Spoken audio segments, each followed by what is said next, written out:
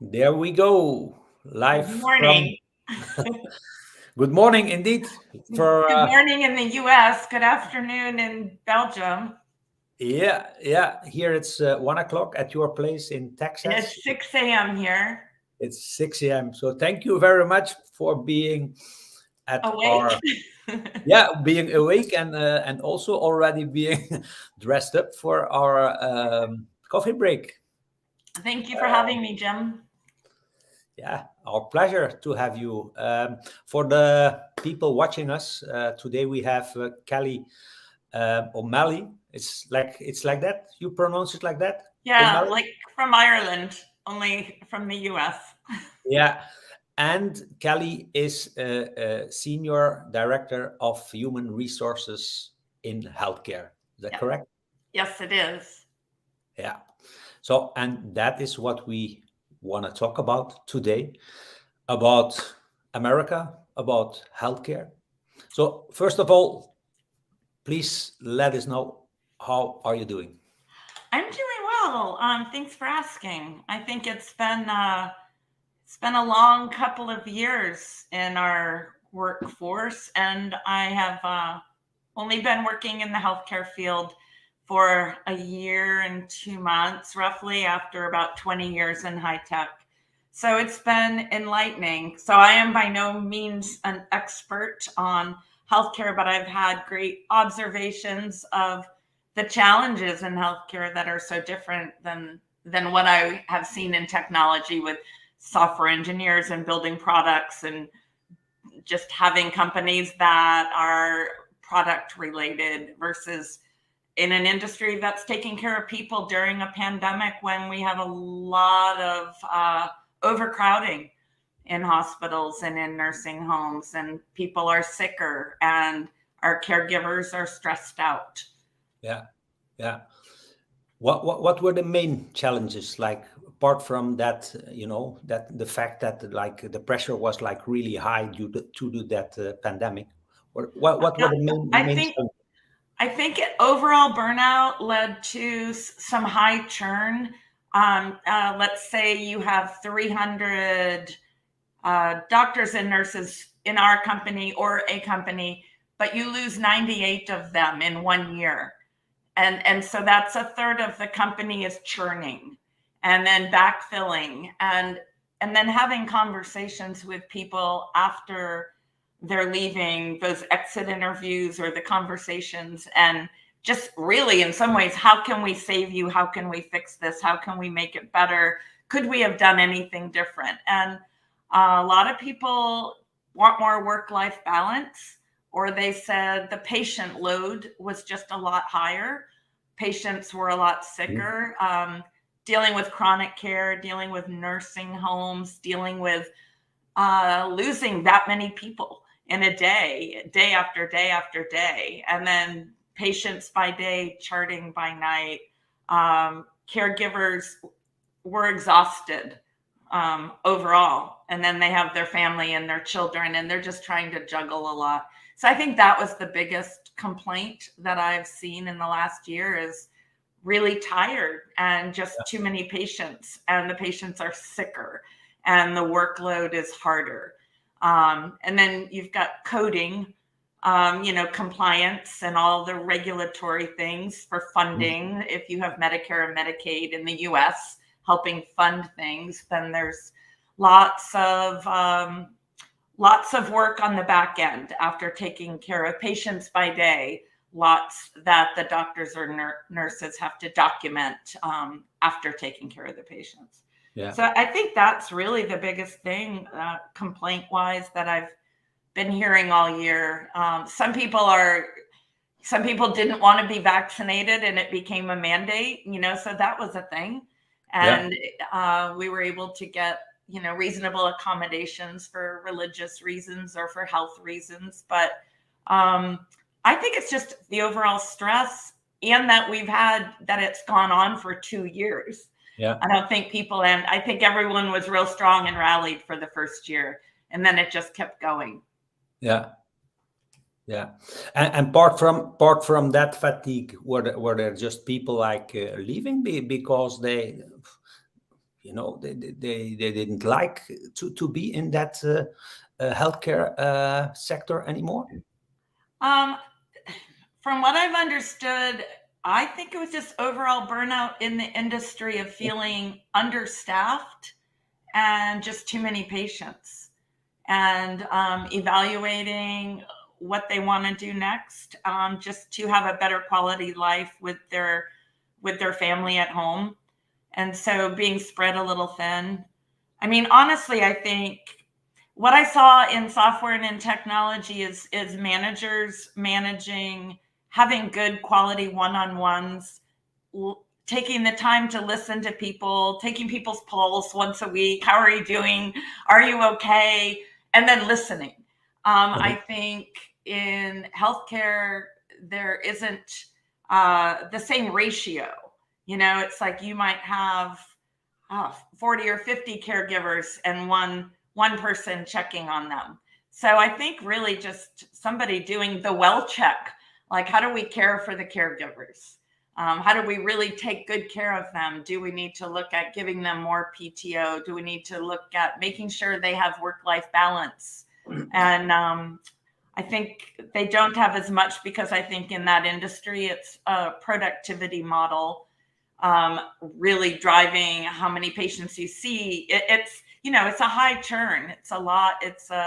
Or a high volume of taking care of caregivers. But again, I'm not an expert. I've just been aware that, boy, we are losing people so quickly.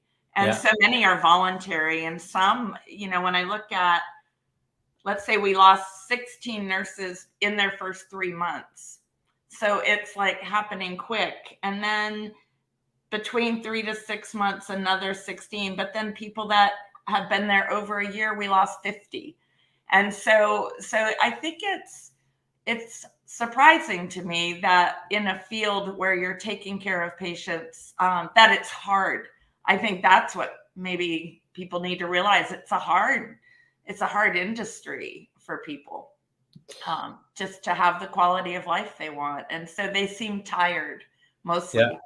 Yeah, and for sure, if you run a hospital just like as a company, or then it becomes even harder. Now, you worked in tech IT, and you worked in healthcare. It seems that you are looking for really for the areas where a lack of people or need of new people is there. I got really lucky. Software, 1998, I moved to Austin, started working with one of the best software companies there that I could have worked at in 1998. Some of the best and brightest from all over came there, and we grew from 100 to 1,600, and incredibly successful. So then my career path continued to be very people-centric, people-focused. What's the biggest need in the company? And really working with visionary CEOs on sales needs help, go help sales. Marketing needs help, go help marketing. HR needs help, put your head into HR. How do we bring the company together? How do we, and not traditional HR in the sense of just looking out at all the legal things, but more, how are we taking care of people? How do we have better, robust benefits? How do we give back? How do we make this the greatest place to work so that no one wants to leave? And so I was fortunate. Home Depot bought a company I was at, and I was with them for 6 years. We had less than 5% attrition. No one wanted to leave, but we really wrapped our arms around the people. It was like family, and people were supported, and put career path laddering and put managers in. And I think it's the quality of one-on-ones with managers taking the time to just say, how are you? And people feeling like they have a safe place that they can talk. They can vent if they need to, and whatever they say under the red umbrella, that's what I used to say. Well, go have a conversation at the coffee shop and sit under the red umbrella, and it will stay. under the red umbrella, like your conversation is safe. And then a lot of times people just need support. So in healthcare, I think they're so busy going from person to person or patient to patient. Mhm. I don't I don't know how they do it, really, because I Mhm. don't think they have the one-on-one time Yeah, that I saw in technology that helped us keep people very happy. yeah, How yeah. is it in Europe, though? Well, in Europe it's the same. Like we have some people in the chat who are like responding like the situation in Belgium. It's the same. Like also Michiel reacted like any workspace needs a space. So that's one thing. But yeah, in Belgium we see the same. Like healthcare is like really suffering. People they are just tired now, Yeah. and in let's call it like in an organization, what we see is like apart from the great resignation, what happened in America. So in America 47 million people changed from employer. Now I don't know how many people are like working in America, but I think it's like at least 20% of the population that changed from employer. Now what Yeah. we see in Belgium is that the turnover of employee was never as low as it was like during COVID. And the reason is in Belgium, you are protected like the number of years you work in a company, you are protected by the unions, by a lot of like people are like kind of safe in their organization. Now, the moment that an unsafe situation as COVID pops up, then they rather prefer to stay in that organization. Why in America you don't have that protection, and that might be one of the reasons why they were leaving. Now another reason why it is like that difficult in healthcare might be what we saw, or a study, what the study showed was that 31% of the employees, they start coasting. So that means they just do the The minimum. bare minimum. They do the minimum, and I don't think it's possible. But you can tell me, like, can you do the minimum in healthcare? I don't think it's possible. No, I don't think in healthcare you can. I think, you've got your patient load and, things surface quickly. I think on the operational side, it's really hard for like the managers that are very senior will have the tough conversations about performance with people pretty frequently. So if people aren't cutting it, they don't seem to last as long. So I don't think there's that much room to coast.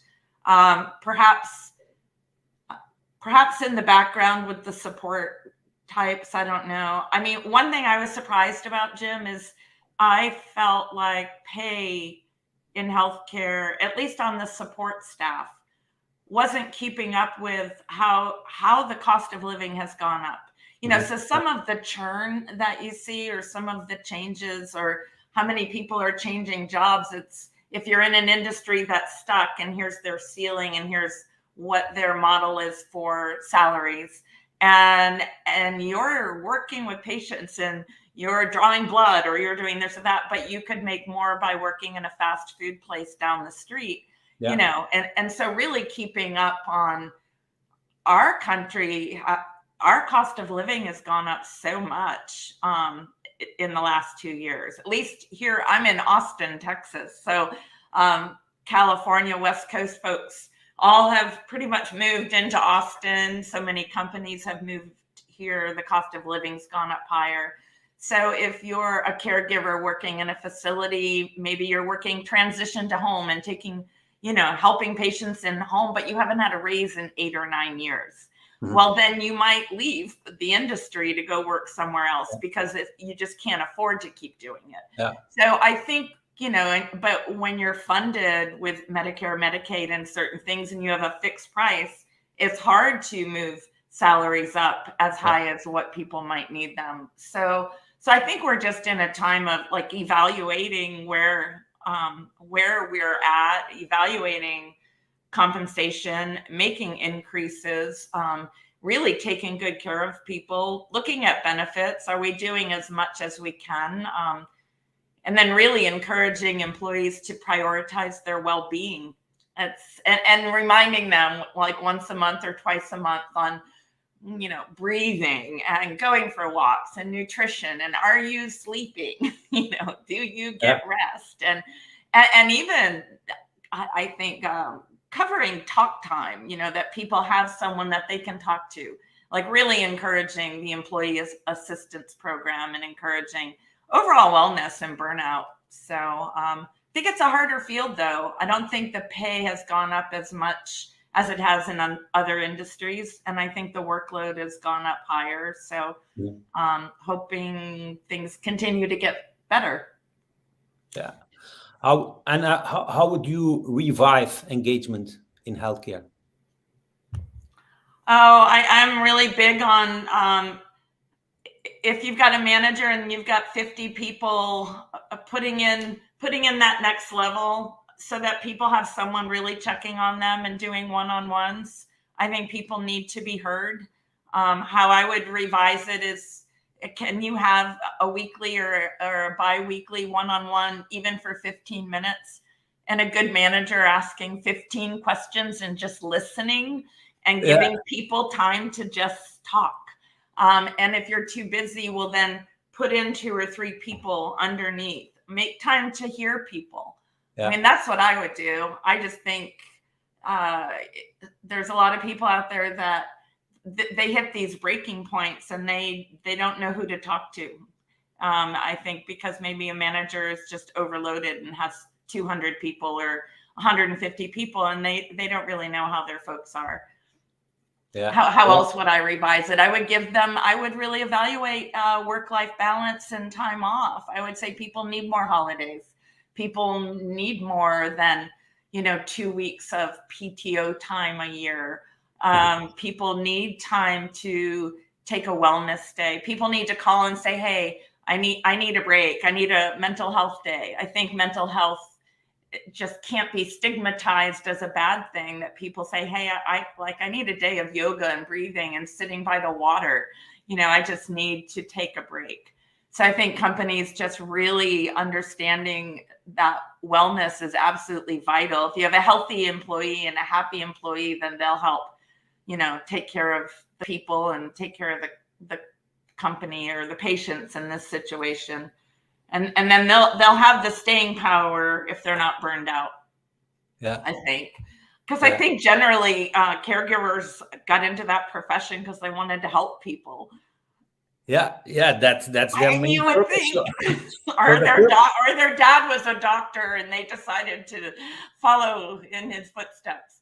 But generally, they want to help people, but you can't help anyone else if you're not, put the air mask on you, make sure you can breathe, and then you can help the other people breathe. And there I hear like let's call it the Claude Silver part in you. So really, you are a big fan of Claude. I think I love Claude Silver. I feel like I've known her forever. When I met her, I was like, oh, I feel related. Like I came from the same piece of cloth long ago, only she's done a lot with it. She's a great voice. And I reached out to her on LinkedIn 3 or 4 years ago, and she wrote back and said, I hope you're awesome. And I'm like, yes. And we just became, I don't know, she welcomes you into her world. And she's always there. If there's one person I follow, it's her. That's for sure. Then you should come to our conference in June. Of course. I have an Antwerp or bust. Like I have not given up hope. My passport is ready. I have looked up the flights. Very I have nice. asked my company if they can comp it. So I looked at the hotels. So I haven't given up hope. June 28th. Yeah. Good memory. Yeah. It's going to be a great day. And Claude's talking about belonging. Yeah. That'll be good. Yeah. Now for you personally, happiness at work, what does that mean? What do you need to be happy at work? Oh, for me, I think it's having a good rapport with who I roll up to, CEO, or and then really it's making a difference to the people. I don't like getting stuck in documents and papers and files and reporting. A good day for me or a good week for me is when I'm listening to people and when I'm helping people and when I'm solving problems, whether it's a manager or whether it's an employee just saying, "Can I talk to you?" Those are my best days, where I'm able to listen, able to help, able to move it forward. And when I'm able to grow people around me, Yeah, where I'm very proud of seeing, seeing ones that start just new in the field of HR people, and then seeing them evolve and turn into strong leaders. So I love growing people and then helping people. So yeah, that's happiness at work for me. And those are the great days. And looking and being inspired. How do I pull a bigger company together? How do I help pull us all together? And how do I give back? But it's always relationships. It's the relationship building, whether it's those, whether it's managing up or managing down or across. It's the building that connective tissue yeah, to make the place better. yeah. So all the bosses in healthcare, the advice is just The advice ask. is, get other people to do one-on-ones. If you can't do it, check on your people, take their Yeah, pulse either yeah, once a week or once every 2 weeks. Like, have a coffee. Don't just talk at them, listen. Just ask, how are you doing? Keep asking questions, see what they say. yeah, yeah. So to the managers of the hospitals, please add more chief heart officers or chief ear officers. Yeah, the listening Yeah, ones, listen to the heartbeats, make sure your heartbeats are all doing okay. yeah. Okay. Thank you Thanks, very Jim. much, Kelly, for waking up Yeah, you're welcome. early. Thanks. I'll have a really great day. Yeah. Thank you for You have a being here. great day there in And Belgium. I hope to see you in a few months. yeah, we hope to see Okay. you there All also. right. Thank Thank you. Bye you. bye. Bye bye. Bye bye.